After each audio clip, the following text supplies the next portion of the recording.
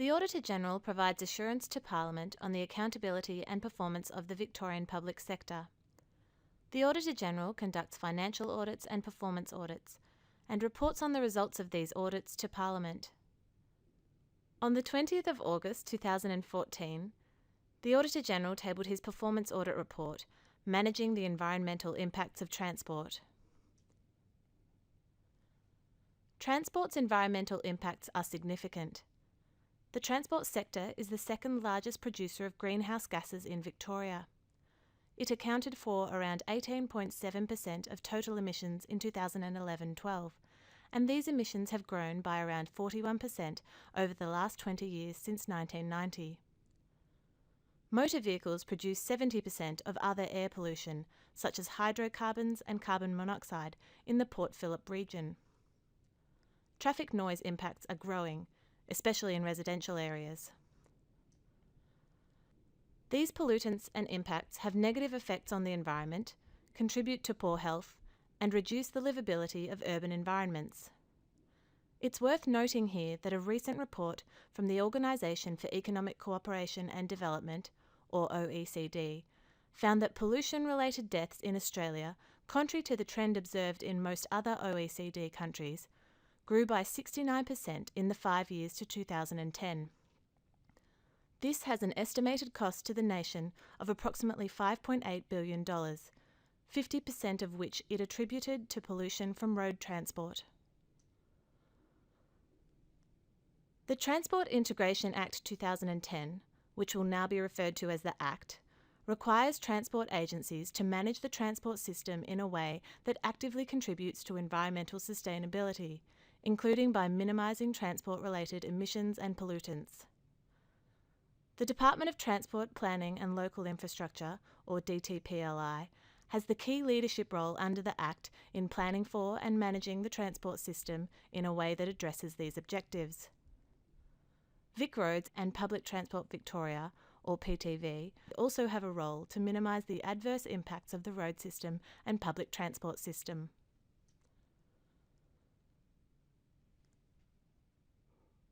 This audit assessed whether the environmental impacts of transport are being effectively managed. It examined how well key institutional arrangements support statewide and agency-level strategic planning, monitoring and reporting for managing the environmental impacts of transport, and the effectiveness of key strategies and initiatives in reducing the impacts of transport on the environment. The main conclusions from the audit were that DTPLI did not adequately fulfil its role when developing the state's strategic transport and land use planning framework. This consists of Plan Melbourne, Victoria, the Freight State, and the state's 8 regional growth plans. DTPLI did not provide the government with any specific advice on how proposed actions would address the environmental impacts of transport, nor did it propose any statewide objectives or targets for reducing transport-related greenhouse gases, other emissions, and noise. Without these objectives and standards, DTPLI's proposed strategic framework is largely aspirational. Their absence also significantly reduces DTPLI's accountability for performance and impedes its capacity to effectively oversee and transparently report on the outcomes of related initiatives across the portfolio. Consequently, it is unlikely that agency actions will be effective in minimising the environmental impacts of the transport system. Of the 3 agencies examined, VicRoads has a comprehensive plan for managing and reporting on the environmental impacts of the road system, and this is a model for what should exist on a portfolio-wide basis. However, both DTPLI and PTV do not have a corporate strategy with clear environmental objectives, targets, and performance measures, and reporting on relevant outcomes indicators has declined since 2010-11. PTV has also failed to act on the recommendations from our 2012 audit, Public Transport Performance. Turning to our findings on DTPLI's planning for statewide initiatives to minimise the environmental impacts of transport, this audit found that DTPLI has been deficient. we reviewed all briefings to government during the development of the state's strategic transport and land use planning framework. These documents show that DTPLI did not provide any advice on how proposed strategies would address transport's environmental impacts or the merits of defining statewide objectives or targets for reducing greenhouse gases, other air pollution, and traffic noise. As a result, it is not clear what environmental outcomes DTPLI is seeking to achieve, and the framework is, therefore, unlikely to be effective in minimising the environmental impacts of the transport system. Turning to governance and reporting arrangements, we found that there is no governance body across the portfolio that oversees and actively monitors progress in achieving the environmental sustainability objective of the Act. And the failure by DTPLI to develop clearly defined environmental objectives, targets and goals means that the framework in this regard is aspirational, and DTPLI can't transparently assess both the systems and agencies' related performance. Encouragingly, the department advised that it is in the process of developing a new outcomes monitoring framework through which it intends to address this, but it is currently at a very early stage. DTPLI's corporate plan similarly does not define priorities for improving the environmental performance of the transport system, so consequently, VicRoads and PTV cannot align their plans accordingly. PTV has no dedicated strategy to manage public transport's environmental performance. Its 2014-15 corporate plan expresses a high-level goal to improve safety and environment, but it is yet to develop specific environment-related actions to support the achievement of this. Publicly reported information on environmental performance has also declined since 2010-11 for both DTPLI and PTV. This has eroded transparency and accountability for performance. We found VicRoads has a comprehensive strategy for managing the environmental impacts of the road system.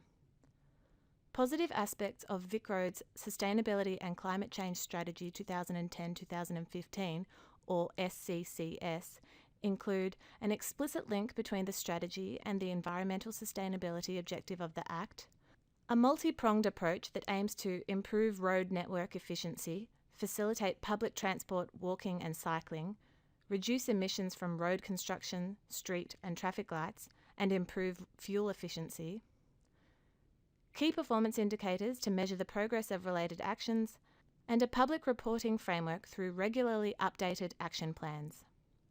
This strategy and its underlying framework is a model for what should exist on a portfolio-wide basis. Finally, turning to the impact of agency initiatives, there is little evidence to demonstrate their collective effectiveness to date.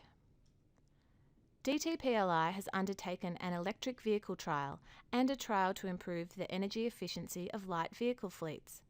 These initiatives have potential environmental benefits, and DTPLI should investigate how these could be more systematically applied across the network, which it has committed to do.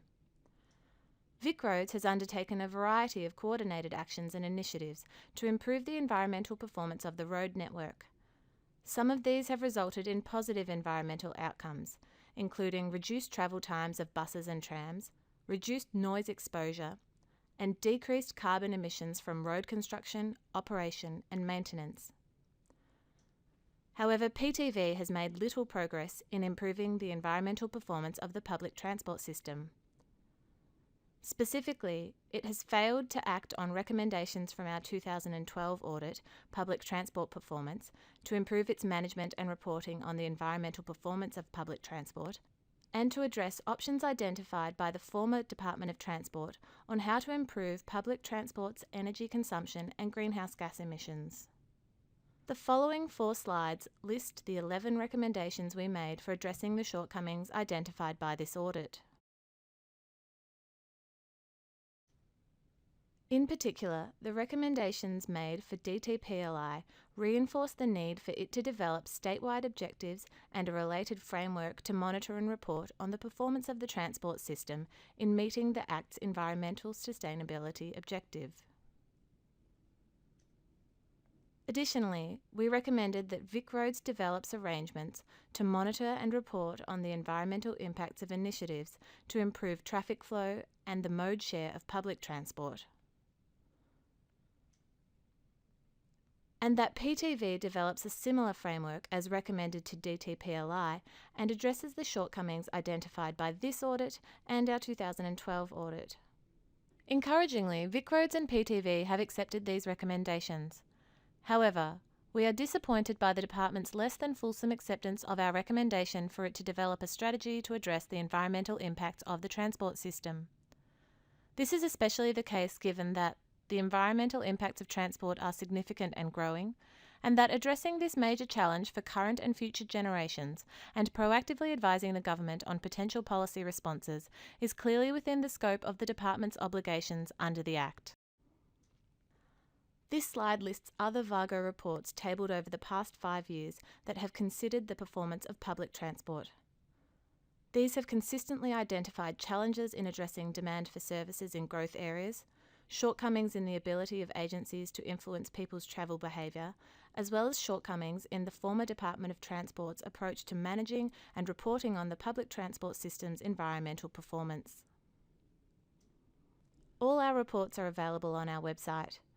If you have any questions about this or other reports, or if you have anything else you would like to discuss with us, including ideas for future audit topics, please call us on 03 8601 7000 or contact us via our website.